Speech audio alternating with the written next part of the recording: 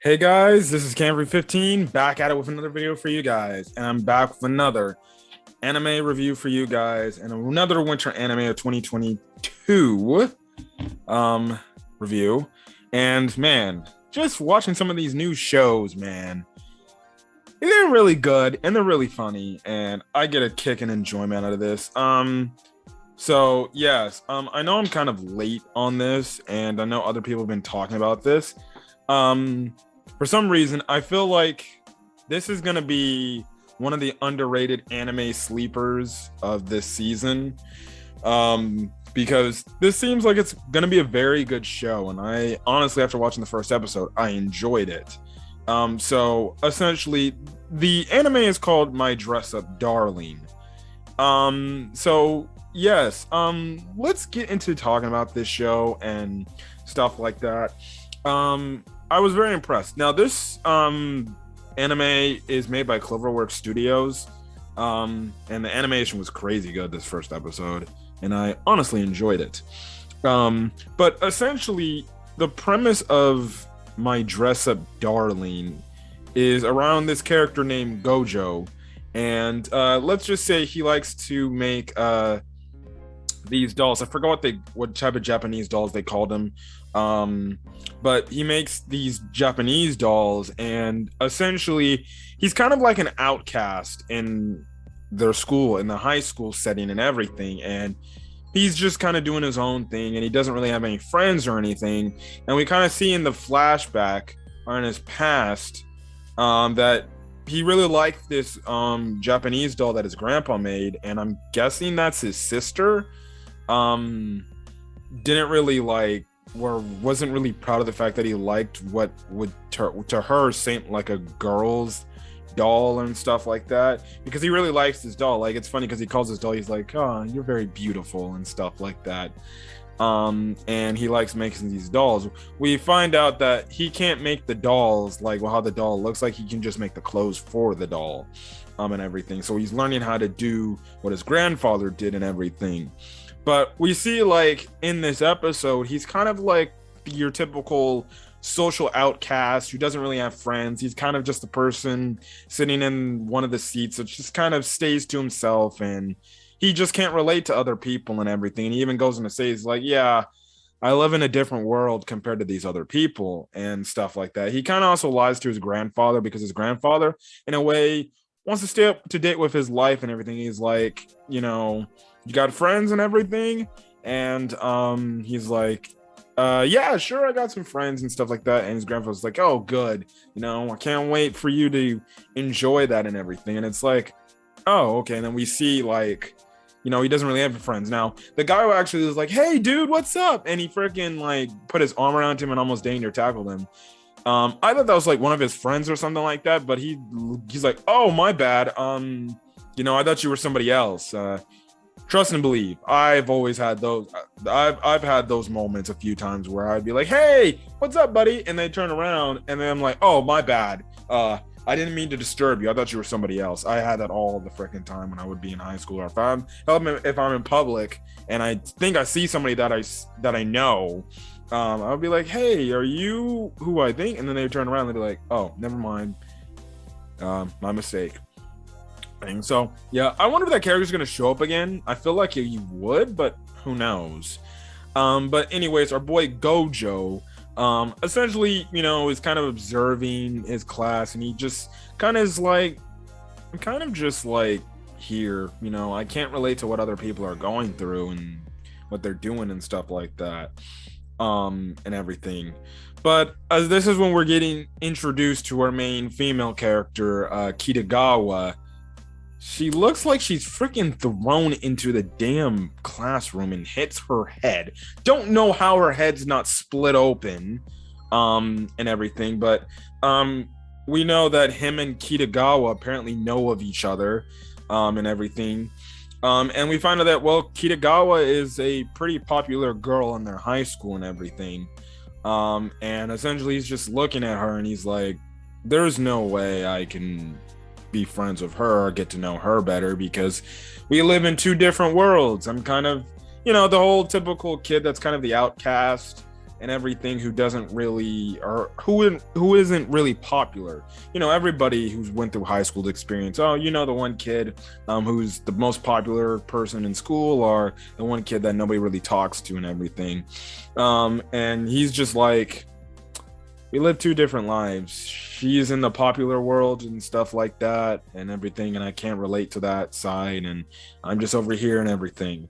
Now, he kind of overhears the conversation Kitagawa has with her friends, and, well, we find out that, well, Kitagawa is actually a fan of anime and everything, and, she was hanging out with her friend after, I think they went to the spa or something, and this one guy comes up on them looking to kind of hit on Kitagawa, and he sees the anime little thing that's like hooked to her school bag, and he's like, "You're into anime? Animes are for losers." Trust me, I trust me. I know going through high school, I would get that a lot. Of the fact that some people just didn't like the fact that I like anime. They're like, "Bro, you like anime and you're in high school?" I'm like, "Yeah, I still do." Heck, even some people in college. But honestly, the more people I meet nowadays, it's like the more people I meet nowadays, they actually are into anime and stuff like that. And I enjoy it. Like, I actually coached football for my alma mater at my high school this past year. And there were some players on the team that actually liked anime and stuff like that, which is a very interesting topic, especially to talk about in public. Like, why do people, like, especially in public settings or high school settings or school settings, why do they really hide the fact that they're into like things like anime and stuff like that? And I think it's like we find out later that essentially our boy Gojo, he's kind of insecure and about himself and everything, and he doesn't feel like expressing himself, his true self, is not good, and people will look at him a different way. And I think that's kind of the thing with other people when it comes to anime, and they kind of hide that personality, like, oh, they like watching anime, but when they show up next day at school, they kind of play it off like as their friend, as if they don't want to tell their friends like, hey, I like this thing, because they feel like, well, what if they hate me for it and everything, and stuff like that. And honestly, I appreciate the fact that a lot more people in my life that I know of, they actually like anime, and they're very open to talking about it, because it's like, what, I can actually relate to people. And guess what? People who freaking know I watch anime who don't, they're cool with me, because they still see me as a good friend and everything, and a good person, despite that I have an interest in something else and everything, which I think there's a nice, cool moment in this show of having these two characters that are different in what aspects they like, but they like things that, to maybe a regular everyday school person, they might see that as awkward or strange and stuff like that, and they might not take it like, oh, you sew machines for these dolls? Yeah, okay. You like to cosplay as anime characters? Yeah, okay, I'm gonna stay away from you, and stuff like that. But anyways, going back, this guy kind of kind of makes fun of her, kind of mocks her for liking anime and everything, and she just walks out on him and everything. And it's funny because Kitagawa's like, it's like, yeah, the guy may have been cute looking or hot looking, but if you're not gonna like, I'm like, if you're gonna say what you said, even though you see what you see, you're just gonna say that, then you're just being rude and stuff like that. And I totally agree. I think the dude was totally in the wrong. Like, my God, it shouldn't matter what a girl likes and stuff like that. Trust and believe. Whenever I end up getting a girlfriend or something like that, or eventually hook up with somebody, if they tell me, hey, I'm interested in, I like this and this and this, I'll be like, okay, fine. I'll respect that. I'm not going to judge you if you like this, and that, and stuff like that. So, yeah. Anyways, after school's over, these two guys kind of tell Gojo, like, hey man, can you clean up the classroom for us, even though we're supposed to be doing this on our shift? Yeah, talk about a complete a-holes over there. They're making somebody else do it. And Kitagawa comes in and she's like cleaning the classroom, and Gojo's like, whoa, what are you doing? And she's like, I'm cleaning the classroom. He's like, what are you doing? And then eventually he tells her, like, well, these two guys wanted me to help do the room for them and stuff like that because they had something busy. And you get an interesting conversation with Kitagawa talking to Gojo, saying like, why are you letting people step on you like that? You know, there's something you don't like to do, you can always voice your opinion and tell them, hey, I don't want to do this in this way. And it's kind of the whole thing of the fact that, you know, Kitagawa was telling Gojo, like, don't be afraid to express yourself. Which I definitely did like that she spoke up and said that. Because it starts this whole thing of him, you know, it starts this whole thing, and I feel like it's gonna be a whole thing where they help each other, because clearly, you know, they have two different interests and things. He likes sewing and like these dolls, while she likes anime and this cosplay stuff. But in a way, they're kind of, I would say, both insecure about how people view them. Because we even see in the ending scene how she thinks that Gojo will kind of turn her down and say like, look, if you think what I'm doing is weird, I don't blame you, and stuff like that. It's okay. So we can see that with Kitagawa, she has some insecurity about herself in terms of people understanding that she likes to cosplay and she likes anime and stuff like that. As well as our boy Gojo, we know that he's insecure about himself in terms of expressing himself, of how he feels and things he likes.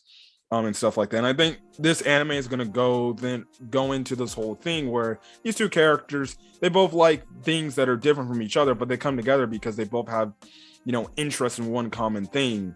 And, you know, in other words, they're somewhat similar alike. They have preferences that to a regular person, that's not what they like. But to them, it definitely means a lot.